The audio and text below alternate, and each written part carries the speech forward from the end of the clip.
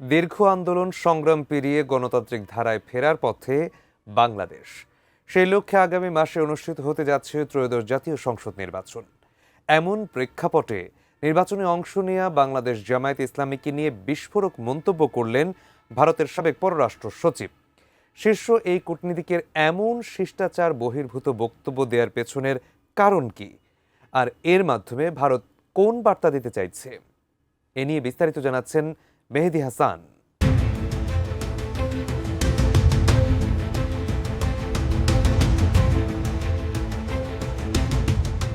বাংলাদেশের নির্বাচন ও রাজনৈতিক বাস্তবতা নিয়ে সরাসরি বিতর্কিত মন্তব্য করেছেন বাংলাদেশে নিযুক্ত ভারতের সাবেক হাই কমিশনার ও বর্তমান রাজ্যসভার সদস্য হর্ষবর্ধন শ্রিংলা। পশ্চিমবঙ্গের দার্জিলিংয়ে সাংবাদিকদের প্রশ্নের জবাবে তিনি বলেন, পক্ষপাতদুষ্ট ও সহিংস নির্বাচন ছাড়া জামায়াতে ইসলামীর ক্ষমতায় আসার কোনো সম্ভাবনা নেই। শ্রিংলার দাবি, জামায়াতে ইসলামী কখনোই অবাধ ও সুষ্ঠু নির্বাচনে জয়ী হতে পারেনি।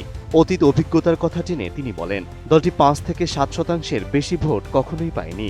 অন্য রাজনৈতিক শক্তির সহায়তায় তারা টিকে ছিল বলে মন্তব্য করেন তিনি। আমি বুঝি নির্মাণের শিল্প, সালাম স্টিল বোঝে ডিউরেবিলিটি। সালাম স্টিল, মোস্ট ডিউরেবল স্টিল। ভারতের সাবেক এই পররাষ্ট্র সচিব আরও বলেন, কেউ ইচ্ছাকৃতভাবে জামায়াতকে সামনে আনার চেষ্টা করছে। তার ভাষায়, নির্বাচন প্রক্রিয়ায় অনিয়ম হলেই কেবল দলটি ক্ষমতায় আসতে পারে, অন্যথায় সেটি অসম্ভব বলেও মন্তব্য করেন তিনি।